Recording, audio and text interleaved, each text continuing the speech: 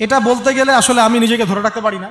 ইসলামের ইতিহাসের সবচাইতে মর্মান্তিক যুদ্ধ হচ্ছে মুতার যুদ্ধ, সবচেয়ে মর্মান্তিক। বদর, উহুদ, খন্দক, খায়বার যত যুদ্ধ আছে এগুলো যুদ্ধ অনেক বড় মাপের। মুতার যুদ্ধের প্রেক্ষাপট এবং সিচুয়েশনটা সম্পূর্ণ ডিফারেন্ট ছিল। এখানে আপনাদেরকে আমি 3 জন শ্রেষ্ঠ বীরের মহাকাব্য শোনাচ্ছি। কয়জন? 3 জন শ্রেষ্ঠ বীর পুরুষের মহাকাব্য। নবী সাল্লাল্লাহু আলাইহি ওয়াসাল্লাম একজন সাহাবীকে পাঠালেন, তার নাম হচ্ছে হারিস বিন উবাইদা। কি নাম বলেন? হারিস বিন উবাইদা, তুমি এই চিঠিটা নিয়ে যাও। এটা তো মদিনা রাষ্ট্র কায়েম হওয়ার পরের কথা, একদম নবম হিজরতের 8ম বছরের দিকের কথা আর কি। তখন ততদিন হুদাইবিয়ার সন্ধিও হয়ে গেছে এবং কাজা উমরা আদায় হয়ে গেছে এবং খায়বার যুদ্ধ জয় হয়ে গেছে। খায়বারের পরের কথা এটা আর কি, যে হারিস বিন উবাইদা তুমি এই চিঠিটা নিয়ে যাও, ওই রোমকদের কাছে যাবা। তখন তো সুপার পাওয়ার 2টা, রোমানরা এবং পার্সিয়ানরা। তো এখনকার ওই যে এই কন্টিনেন্টের ন্যাটো আর ওই কন্টিনেন্টের চায়না রাশিয়ার মতো আর কি, যেতে পারতেছে। তো সে গেল ওখানে। সুরাহবিল আল গাসসানি একজন শাসক ছিলেন ওইখানকার সিরিয়ার। তো সে ওই চিঠিটা দেখে বলতেছে যে আচ্ছা ঠিক আছে, বসো, দেখি কি করা যায়। চিঠিতে লিখে আছে ইসলাম কবুল করেন, আল্লাহ পাক শান্তি বর্ষণ করবেন, আসলিম তাসলিম। ওই যে নবী সাল্লাল্লাহু আলাইহি ওয়াসাল্লাম চিঠি আছে না একটা রাষ্ট্রপ্রধানদের কাছে, তো সে চিঠি পড়ে উদ্ধত আচরণ। আমি এখানকার আমির, আমাকে ওই মক্কার মেষপালকরা চিঠি পাঠায়, ভাবতে এরকম। তো কে চিঠি নিয়ে আসছে? যে হারিস বিন উবাইদা। আচ্ছা ওকে বসাও। হারিস বিন উবাইদা রাদিয়াল্লাহু আনহুকে, রাষ্ট্রদূত কিন্তু তিনি, রাষ্ট্রদূতকে তারা নির্মমভাবে হত্যা করল। কথা বুঝতে পারছেন? এবার নবী সাল্লাল্লাহু আলাইহি ওয়াসাল্লামের কাছে খবর যখন আসছে রাষ্ট্রদূতকে হত্যা করেছে। আমার সাহাবীকে, কয়জন সাহাবীকে হত্যা করেছে? 10 জন, 20 জন, 100 জন না একজন সাহাবীকে হত্যা করার প্রতিশোধ নেওয়ার জন্য নবী সাল্লাল্লাহু আলাইহি ওয়াসাল্লাম 3000 বাহিনীর একটা জিহাদি কাফেলা তৈরি করলেন। 3000 বাহিনী কাফেলায় তিনি নিজে নেতৃত্ব না দিয়ে বললেন যে এই কাফেলার নেতৃত্ব দিবে আমার প্রিয় ভাজন, তাকে তার পালক পুত্র বলা হতো এক সময়, যায়েদ ইবনে হারেসা রাদিয়াল্লাহু আনহু। কোন যায়েদ? তায়েফের সফরের সঙ্গী, তায়েফের সফরে একজন সাহাবী তার সাথে ছিল, তার নাম যায়েদ ইবনে হারেসা। যখন তায়েফবাসী নবীজিকে মারছিলেন, যায়েদ ইবনে হারেসা রাদিয়াল্লাহু আনহু তার বুক দিয়ে নবীকে জড়ায় ধরেছিলেন যে আমার গায়ে আঘাত লাগুক, তার গায়ে না লাগুক। এই সাহাবী যায়েদ ইবনে হারেসা রাদিয়াল্লাহু, তাকে পতাকা দিয়ে বললেন এই মোতার যুদ্ধের আমির হচ্ছে যায়েদ ইবনে হারেসা। যদি যায়েদ ইবনে হারেসা শহীদ হয় তাহলে পতাকা বহন করবে জাফর ইবনে আবি তালেব, আমার চাচাতো ভাই। কোন জাফর? যিনি আবিসিনিয়ায় গিয়েছিলেন মুসলিমদেরকে নিয়ে হিজরত করতে, মনে আছে? যিনি বাদশাহ নাজাশির সামনে কুরআন তেলাওয়াত করার, সূরা মারিয়াম তেলাওয়াত করার কারণে বাদশাহ নাজাশির চোখ দিয়ে দরদর করে পানি পড়তে শুরু করেছে। ওই বাদশাহ নাজাশিও পরে ইসলাম কবুল করেছে, আলহামদুলিল্লাহ। জাফর রাদিয়াল্লাহু আনহু পতাকা বহন করবে যদি যায়েদ ইবনে হারেসা শহীদ হয়। এরপরে যদি জাফরও শহীদ হয়, পতাকা বহন করবে আমার আরেক প্রিয় ভাজন সাহাবী আব্দুল্লাহ বিন রাওয়াহা রাদিয়াল্লাহু আনহু। আব্দুল্লাহ বিন রাওয়াহা রাদিয়াল্লাহু, যাকে যে কোনো মুহূর্তে যদি বলতেন ইসলাম নিয়ে একটা শের বলেন, একটা কবিতা বলেন, ইনস্ট্যান্ট তিনি শের বলে ফেলতে পারতেন। এত সুন্দর, এত উন্নত কাব্য প্রতিভা ছিল তার মধ্যে। এই নষ্ট সংস্কৃতি না, তাদের সংস্কৃতি ছিল একেবারে খাঁটি তাওহীদের সংস্কৃতি।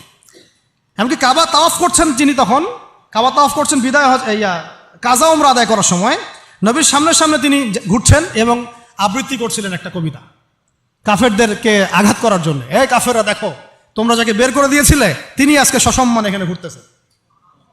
ওমর রাদিয়াল্লাহু আনহু বলছিলেন যে কাবা তাওয়াফ করার সময় তুমি এগুলো বলছো? নবীজি বলেন ওকে ছেড়ে দাও, সে এমন বাক্য তিলাওয়াত করতেছে, এমন বাক্য সে চয়ন করেছে যেগুলো কাফেরের অন্তরে বর্ষার চাইতেও বেশি বিদ্ধ হচ্ছে, তাকে বলতে দাও। এই হলো আব্দুল্লাহ বিন রাওয়াহা রাদিয়াল্লাহু আনহু, নবীজির অত্যন্ত প্রিয় ভাজন সাহাবী। আব্দুল্লাহ বিন রাওয়াহা যদি শহীদ হয় তাহলে তোমরা তোমাদের মধ্য থেকে একজনকে আমির নিযুক্ত করে নিও। সাহাবীরা বুঝে ফেললেন এই সফরে আমরা 3 জনই শহীদ হতে যাচ্ছি, কারণ একটা সফরে কখনো 3 জন আমিরের প্রয়োজন হয় না, হয় না। এবার তারা গেলেন, তারা কখনো আশাও করেন নাই ওখানে যা দেখবেন। ওখানে গিয়ে দেখলেন যে 1 লক্ষ রোমান সৈন্য সামনে এসে দাঁড়িয়েছে। কত লক্ষ? এবং একেবারে ফুল প্রশিক্ষিত, একদম ফুল আর্মড ফোর্সড। আর এর সাথে তাদের সাহায্যকারী দলেও আছে আরো 1 লক্ষ সৈন্য। মোট কয় লক্ষ? এদিকে কতজন? যুদ্ধ হওয়া সম্ভব? আসলে কি সম্ভব? সম্ভব না। এই যুদ্ধ কিন্তু সম্ভব না। আমরা তো আগে সংখ্যাগরিষ্ঠ হওয়ার কথা চিন্তা করি। কোন যুদ্ধে ইসলাম সংখ্যাগরিষ্ঠতা দিয়ে জিতে নাই। ইসলাম জিতেছে ইমানের বদৌলতে, শুধু ইমানের বদৌলতে। আমরা সংখ্যা দিয়ে কখনো বিজয় লাভ করতে পারি নাই। এখন এবার সাহাবীরা মাশওয়ারা করতেছেন রাত্রেবেলা, আমরা কি করব? কালকে যুদ্ধ করব, নাকি মদিনায় ফিরে যাব, নাকি রাসূলকে খবর পাঠাবো, নাকি কোনো বিকল্প ফোর্স নিয়ে আসার ব্যবস্থা করব, কি করব? তখন সাহাবী, ওই যে বললাম আব্দুল্লাহ বিন রাওয়াহা রাদিয়াল্লাহু আনহু দাঁড়ালেন। তরুণ সাহাবী, আপনাদেরকে বলতেছে, তরুণ সাহাবী দাঁড়িয়ে বলছেন যে, হে আমার ভাইয়েরা, আমরা এখানে কি জন্য এসেছি? হয় আমরা এই যুদ্ধ করব, শহীদ হব, না হলে আমরা গাজী হব। আর আপনারা যে বিষয়টাকে ভয় করছেন, আসলে কিন্তু আমরা সেটা পাওয়ার জন্যই এসেছি, তার নাম শাহাদাত। আপনারা যেটাকে ভয় করছেন যে আমরা এখানে গেলে মারা যাব, ওটার জন্যই তো আমরা এত দূরে এসেছি। আমরা গাজী হই অথবা শহীদই হই, আমাদের জন্য আজর আল্লাহর কাছে লেখা থাকবে। তো তার এই মানে এমন ঈমানদীপ্ত ছিল ভাষণটা, আমি তো ওটা বলতে পারলাম না, আরবিতে তিনি বলেছেন। এতে মানে উৎফুল্ল হয়ে বা ইন্সপায়ার্ড হয়ে সাহাবীরা আর দ্বিতীয়বার ভাবলেন না, ঠিক আছে কালকে যুদ্ধ হবে। এবার পরের দিন যুদ্ধ শুরু হল। এটা কি সম্ভব যুদ্ধ? প্রথমে যায়েদ ইবনে হারেসা রাদিয়াল্লাহু আনহু পতাকা নিয়ে ঘোড়া ছুটায় আগায় যাচ্ছেন, এবং একটা আঘাতও পিছন থেকে করার সাহস হচ্ছে না তাদের, সব আঘাত তারা সামন থেকে করছেন। এক পর্যায়ে যায়েদ রাদিয়াল্লাহু আনহুর এই মানে গায়ের মধ্যে তারা বর্ষা নিক্ষেপ করে। বর্ষা তো আগেকার বড় বড় বল্লম বর্ষা ছিল, এবং একটা বর্ষা তার গায়ে যখন লাগে তিনি পড়ে যান, এবং এই অবস্থা আস্তে আস্তে তার শাহাদাত হয়। পতাকা পড়তে দেন নাই, পতাকা নিয়ে নিয়েছেন জাফর ইবনে আবি তালিব রাদিয়াল্লাহু আনহু হাতে, এবং জাফর রাদিয়াল্লাহু আনহু যুদ্ধ করতে থাকেন, এত বীর বিক্রমে যুদ্ধ করতে থাকেন যে এক পর্যায়ে তিনি তার নিজের কালো এবং লাল ডোরাকাটা ঘোড়া ছিল, সেই ঘোড়ার পা নিজেই কেটে ফেলেন, যে আমার যেন পালিয়ে যাওয়ার মন না উঠে কখনো ঘোড়া চলে, তারা যেন আমার ঘোড়া ইউজ করতে না পারে। সাহাবীরা বলছেন তার শাহাদাতের পরে তার বডির মধ্যে আমরা এরকম 50টা থেকে 60টা এরকম আঘাতের দাগ দেখেছি। একটাও দেহের পিছনে ছিল না, সব সামনে ছিল। যুদ্ধ করতে করতে এক পর্যায়ে তার ডান হাতটা কেটে পড়ে যায়। এরপরে তিনি বাম হাতে পতাকা উঠায় নেন, কাফেররা বাম হাতটাও কেটে ফেলে। এরপরে তিনি বুকের সাথে পতাকাটাকে এইভাবে জড়িয়ে রাখেন, বুকের সাথে পতাকাটাকে এইভাবে জড়িয়ে রাখেন, পতাকা পড়তে দেন নাই। একজন রোমান সৈন্য তাকে আঘাত করে এবং তার দেহটা দ্বিখণ্ডিত হয়ে যায়। এই খবর নবী সাল্লাল্লাহু আলাইহি ওয়াসাল্লাম ওই মদিনায় বসে বসেই পাচ্ছিলেন।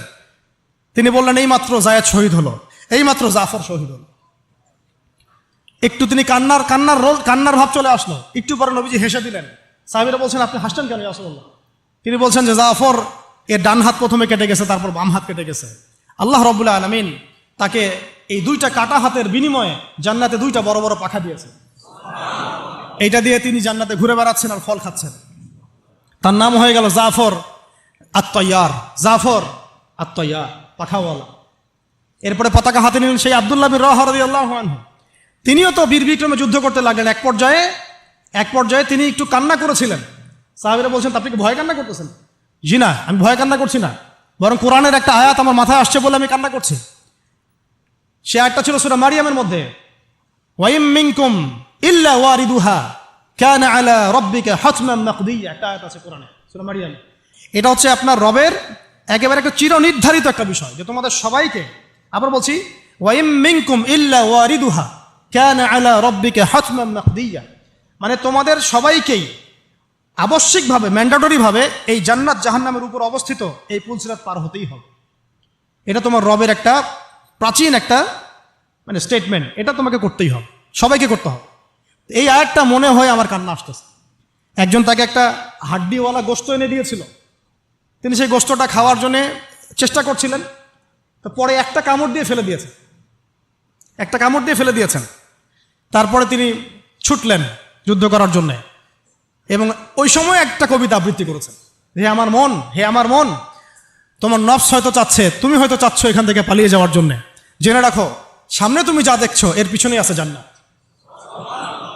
শেষমেশ কি জীবন দেখেন, কি ব্যক্তিত্ব, কি ক্যারেক্টার, কেমন গায়রত, কেমন ইজ্জত, কেমন সম্মান, কি জীবন।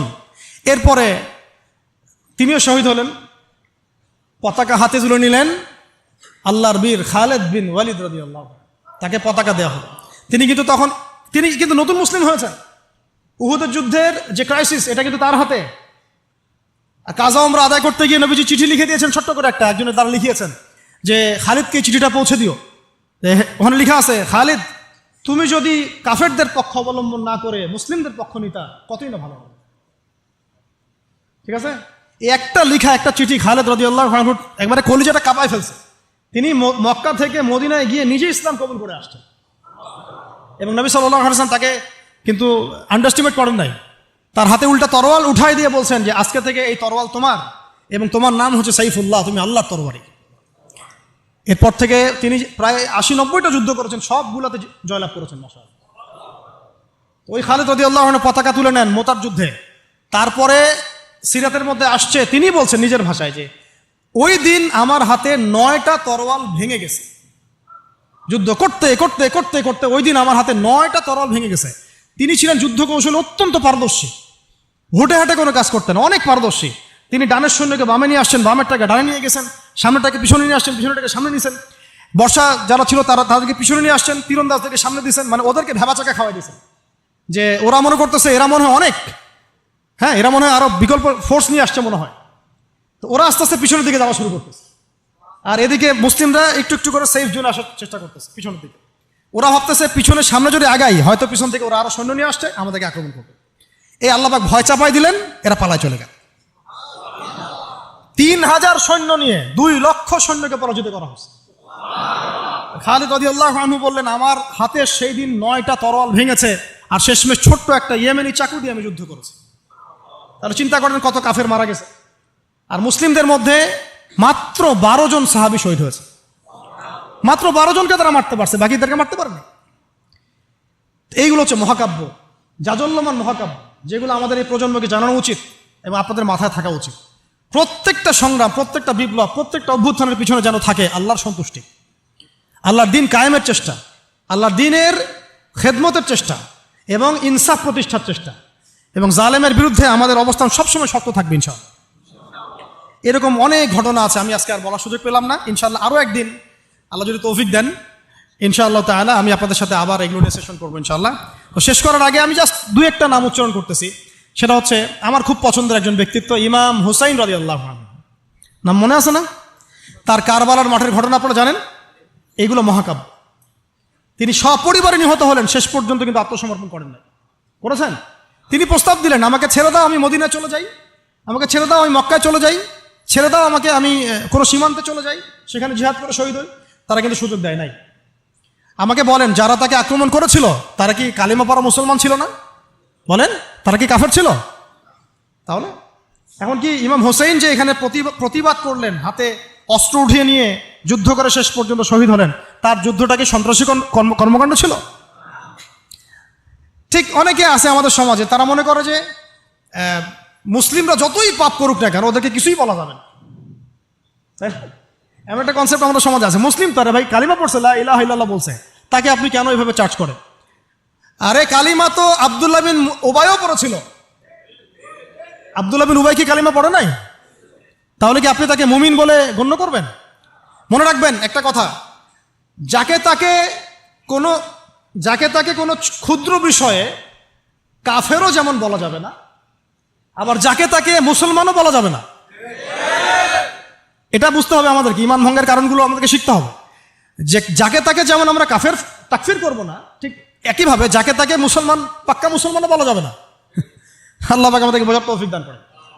ঠিক এইভাবেই উমর রাদিয়াল্লাহু আনহু একদিন ফজরের নামাজে দাঁড়িয়ে কিরাত করছেন, পিছনে এক দাস, এই ফাইরুজ আবু লুলু, একেবারে ধারালো ছুরি দিয়ে উমর রাদিয়াল্লাহু আনহুকে 2-3টা আঘাত করলো। উমর রাদিয়াল্লাহু আনহু শহীদ হলেন। এগুলো মহাকাব্য রচিত হয়েছে, কারণ ইসলামের বীর সিংহদেরকে কেউ আসলে সামন থেকে মারতে পারে নাই। কথা বুঝতে পারছেন? ওইভাবেই চোরাগুপ্তই মারতে হয়েছে। আল্লাহর কসম, উমর রাদিয়াল্লাহু আনহু যে জায়গায় শাহাদত বরণ করছেন ওই জায়গায় আমি দাঁড়াইছি, আলহামদুলিল্লাহ। ওই জায়গাতে আমি দেখে আসছি কোন জায়গায় তাকে শাহাদত বরণ করা হয়েছে। ওখানে ওইসব জায়গাগুলো জিয়ারা করলেও মনের মধ্যে এই চেতনাগুলো জাগ্রত হয়। সুবহানাল্লাহ। আলী ইবনে আবি তালেব কুফার মসজিদে যাচ্ছেন, রাস্তায় এক ব্যক্তি তাকে চোরাগুপ্ত হামলা চালিয়ে তাকে হত্যা করেছে। আল্লাহর বীর সৈন্যদেরকে কেউ সামন থেকে আঘাত করার সুযোগ পায় না। তো এগুলো হচ্ছে মহাকাব্য, জাজল্যমান মহাকাব্য। আরেকজন ব্যক্তির কথা জাস্ট বলে শেষ করে দিচ্ছি, অনেক আছে ভাই, বলতে থাকলে অনেক সময় লাগবে।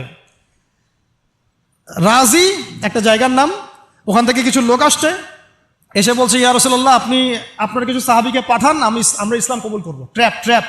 আপনারা কেউ ভালো করে খেয়াল রাখবেন এগুলা, যে কেউ যখন তখন যাই বলবে হ্যাঁ হ্যাঁ করতে যাবেন না। মানুষের কথার পিছনে, ওদের কাজের পিছনে উদ্দেশ্য বোঝার চেষ্টা করবেন, ঠিক আছে? সবসময় কিন্তু আবেগে ভাসতে হবে না। আমরা কিন্তু এই জায়গায় ভুল করতেছি, অনেক ভুল হচ্ছে মাঝখানে।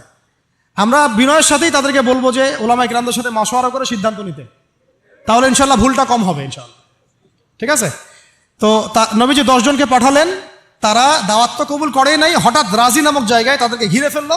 ঘিরে ফেলে 3 নিক্ষেপ করে 10 জন সাহাবী 7 জনকে শহীদ করে ফেললো। ট্র্যাপে। মানে এমনও আছে যে ওয়াজ মাহফিলে ডেকে মানুষ অনেক আলেমদেরকে মানে খারাপ কিছু করে ফেলেছে। হ্যাঁ, এরকম হিস্ট্রি আছে। তো সতর্ক থাকতে হবে, সতর্ক থাকার চেষ্টা করে। এখন 3 জন সাহাবী যুদ্ধ চালিয়ে যাচ্ছেন, তারপরেও তার মধ্যে একজন হচ্ছেন খুবাইব রাদিয়াল্লাহু আনহু। কি নাম বলেন? খুবাইব রাদিয়াল্লাহু আনহু। খুবাইব রাদিয়াল্লাহু আনহুকে এক পর্যায়ে মানে আর কতক্ষণ পারা যায়, 100 জন ঘিরে ফেলছে, আমরা 10 জন, 7 জন শহীদ হয়ে গেছে, 3 জন বাকি আছে, কতক্ষণ পারা যায়? তো তারা বললো যে তোমরা পাহাড় থেকে নেমে আসো, তোমাদেরকে ছেড়ে দিব। 3 জন মাশওয়ারা করছেন, না নামা যাবেন, নামলে কিন্তু ওরা আমাকে ধরে ফেলবে। তারপরে বাধ্য হয়ে এক পর্যায়ে নামতে হয়েছে। নামার সাথে সাথেই একজনকে তারা মেরে ফেলছে, বাকি 2 জনকে তারা মক্কায় বিক্রি করে দিয়েছেন। ওই মক্কার 2 জনের মধ্যে একজন হচ্ছেন খুবাইব রাদিয়াল্লাহু আনহু। কি নাম? খুবাইব রাদিয়াল্লাহু আনহু। আরেকজনের নাম আসিম রাদিয়াল্লাহু আনহু। আসিম রাদিয়াল্লাহু আনহুকেও তারা হত্যা করেছে এবং তার লাশটাকে বিকৃত করার চেষ্টা করেছিল। কিন্তু আসিম রাদিয়াল্লাহু আনহু ওই সময় দোয়া করেছিলেন, আল্লাহ আমার লাশকে কোনো কাফেরের হাতে বিকৃত হতে তুমি দিও না। যুদ্ধ করতে করতে কথাটা বলেছেন, কারণ তিনি বুঝতে পারছেন যে 100 জন ঘিরে ফেলছে। ওদের একটা ট্রেডিশন ছিল লাশ বিকৃত করা, যে আল্লাহ আমার লাশটাকে তুমি কোনো কাফেরের হাতে বিকৃত করতে দিও না। তখন আল্লাহ রাব্বুল আলামিন তার শাহাদাতে পড়ে এক ঝাঁক ভেমরুল পাঠায় দেন, তারা তার গায়ের উপর বসে পড়ে, কোনো কাফের তাকে হাত দিতে পারে না। আল্লাহ পাক এভাবে সাহায্য করে। আর এইদিকে খুবাইব রাদিয়াল্লাহু আনহুকে বিক্রি করে দেওয়া হলো মক্কায়, তাকে জেলখানায় রাখা হচ্ছে। তো খুবাইব রাদিয়াল্লাহু আনহু জেলখানায় বসে আছেন, এটা একটু শুনেন আপনারা। জেলখানায় বসে আছেন, তার খুরের কাজের প্রয়োজন হয়েছে। ছেলেদের প্রয়োজন হয় না? খুরের কাজ তো বুঝতে পারছেন, অ্যাডাল্ট আপনারা। তো খুর চেয়েছেন, একটা খুর, আমাকে একটা খুর দাও। এখন কথা হচ্ছে খুবাইব রাদিয়াল্লাহু আনহু খুর চাইছেন, খুর দেয়া হয়েছে, তারা খুর দিচ্ছেন। তো খুর কাজ শেষ করার পরে ওই কাফেরদের একটা বাচ্চা, ছোট বাচ্চা, তো দৌড়াদৌড়ি করতে গিয়ে ওই জেলখানার ভিতর ঢুকে গেছে, খুবাইব রাদিয়াল্লাহু আনহুর কাছে চলে আসছে। তো খুবাইব রাদিয়াল্লাহু আনহু কিন্তু পারতেন তাকে জিম্মি করে ওখান থেকে বের হইতেন, পারতেন না? তিনি কোলে বসে আদর করতেছেন বাচ্চাটাকে, যার বাচ্চা সে তো আতঙ্কে, এইবার তো অবস্থা খারাপ, আমার বাচ্চাকে মেরে ফেললে তো সমস্যা হবে। তো খুবাইব রাদিয়াল্লাহু আনহু তাকে ছেড়ে দিলেন এবং আল্লাহ পাক ওই জেলখানার মধ্যে আল্লাহর পক্ষ থেকে তাকে আঙ্গুর খাওয়ালেন। ওই সময় ওই আঙ্গুর কথা পাওয়া যাচ্ছে না, কিন্তু জেলখানায় তিনি বসে আঙ্গুর খাচ্ছেন।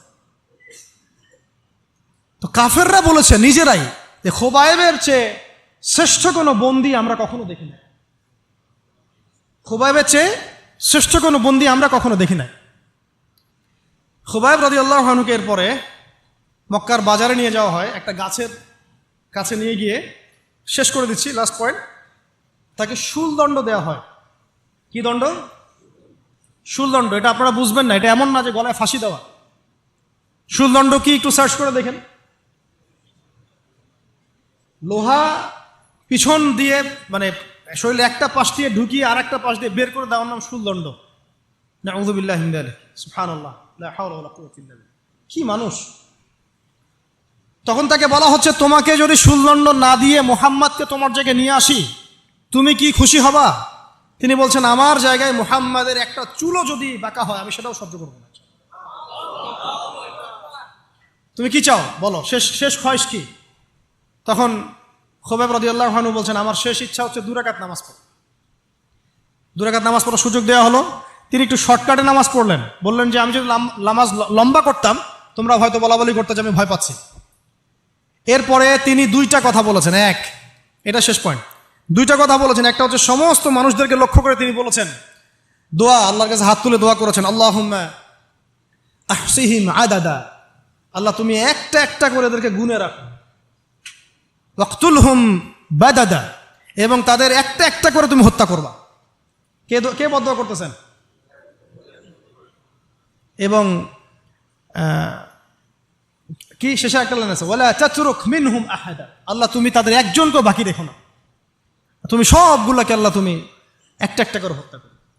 পরবর্তীতে আসলে কিন্তু হয়েছেও তাই, বিভিন্ন সময় এরকম কনফ্লিক্ট হয়েছে আর কি। তো তবে কিছু মানুষকে আল্লাহ ইসলাম কবুলের সুযোগ দিয়েছেন শেষ পর্যন্ত হয়তো। এরপরে তিনি দোয়া করছে, এরপরে তিনি একটা কবিতা আবৃত্তি করেছিলেন, এটা আমাদের আজকের আলোচনার শেষ অংশ। ওই অবস্থায় তিনি কবিতা আবৃত্তি করছিলেন। এই কবিতাটা আমরা সবাই যেন মুখস্থ করার চেষ্টা করি। অনেক সিরাতে অনেকভাবে আসছে, আমি আমার মতো করে বলার চেষ্টা করছি। তিনি অনেক 12-14 লাইনের একটা কবিতা আবৃত্তি করেছিলেন। তার শেষের 4টা লাইনে তিনি বলেছিলেন যে ওয়ালাস্তু উবালি হিনা উকতালু মুসলিমান, আমি কোনো পরোয়াই করি না যখন আমাকে মুসলিম হিসেবে শহীদ করা হচ্ছে। ওয়ালাস্তু উবালি হিনা উকতালু মুসলিমান আলা আই জামবিন কানা লিল্লাহি মাসরাই, আমাকে যেদিকেই পাশ ফিরিয়ে হত্যা করা হোক না কেন সেই পাশটা আল্লাহর জন্যই। ওয়াযালিকাল ইলাহ ওয়া ইন ইয়াশা, তিনি এমন একজন ইলাহ যিনি চাইলে ইউবারিক আলা ফি কুল্লি শিলউইন মুমাজ্জা, তিনি আমার প্রত্যেকটা হাড়ে রক্তে মাংসে বরকত দিতে পারেন। এরপর তাকে শহীদ করা হয়। তো প্রিয় ভাইয়েরা, অনেক আলোচনা হলো, করতে থাকলে সারা রাত চলে যাবে, একদিনে তো সব বলা যাবে না। তো ইনশাআল্লাহ আমরা প্রতি মাসে যদি একটা করে সেশন করতে পারি, ইনশাআল্লাহ তাআলা আমাদের জন্য অনেক মুফিদ। আজকে আমরা যে বিষয়টার দিকে ফোকাস করার চেষ্টা করলাম যে মহাকাব্য রচনা করতে হবে আল্লাহর জন্য। মহাকাব্য শুধু আমরা এবারই প্রথম রচনা করি নাই, আমাদের এই বাপদাদা পূর্বপুরুষ একদম সলফে সালেহিনের যুগ থেকে শুরু করে চিরায়ত এই যে 1400 বছর ইতিহাস, বহু যুদ্ধ হয়েছে, বহু বিপ্লব, বহু সংগ্রাম, বহু গণ অভ্যুত্থান। কিন্তু যে অভ্যুত্থানগুলোর উদ্দেশ্য ছিল শুধু দুনিয়া, সেই অভ্যুত্থানগুলো কখনো দীর্ঘস্থায়ী হয় নাই। যে অভ্যুত্থানগুলোর উদ্দেশ্য ছিল, বিপ্লবগুলোর উদ্দেশ্য ছিল শুধুমাত্র দুনিয়ার স্বার্থ হাসিল করা, সেগুলো কশ্চিনকালেও পরকালে কোনো আজর পাবে না। আর যে বিপ্লব, যে গণ অভ্যুত্থানগুলো শুধুমাত্র আল্লাহকে রাজি খুশি করার জন্যে, আল্লাহর দ্বীনের জন্যে, তার নবীর জন্যে, ইসলাম প্রতিষ্ঠার জন্য কায়েম করা হয়েছে, সংগঠিত হয়েছে, শুধুমাত্র সেগুলোই দুনিয়াতেও সফল হয়েছে, পরকালও সফল হবে ইনশাআল্লাহ। এবং আমাদের এই ভাইদের ত্যাগগুলোকে আমরা যেন বিফলে যেতে না দেই। এই নতুন বাংলাদেশে তাদের যে মহাকাব্য, এগুলোকে যেন আমরা স্মরণ করে রাখি। এবং এই স্মরণীয় করে রাখতে হলে আমাদেরকে এই মানুষগুলোর মতো মহাকাব্য রচনা করতে হবে। আল্লাহ পাক আমাদের সবাইকে কথাগুলো বোঝার তৌফিক দান করেন। তো মাঝখানে একটা কথা বলতে আমি ভুলে গিয়েছিলাম, এখন মনে পড়লো, বলে দেই, নাহলে পরে ভুলে দেব। ওই যে মিদআমের কথাটা আপনাদেরকে বললাম যে বাইতুল মাল থেকে কি চুরি করছে। হ্যাঁ, আপনারা যারা গণভবন থেকে এত কিছু নিয়ে আসছেন, এখন বুঝেন কি করবেন। এটা তো বাইতুল মাল হয় নাই ভাই, ওটা কি বাইতুল মাল? এখন এই রাষ্ট্রের কি কোনো আমির আছে যে এটাকে বন্টন করে দিচ্ছে আপনাদের মধ্যে? তা তো করে নাই। তাহলে ফ্রিজ ট্রিজ, মাছ মাংস, ডিম দুধ কলা যে নিয়ে আসলেন, এটার কি হবে এখন? যাক, এটা আল্লাহ পাক যেন মাফ করে দেন, দোয়া করি। আল্লাহ রাব্বুল আলামিন আমাদের সবাইকে নবী সাল্লাল্লাহু আলাইহি ওয়াসাল্লামের সিরাত পড়ার তৌফিক দান করেন, সিরাতের আলোকে দিন বোঝার তৌফিক দান করেন।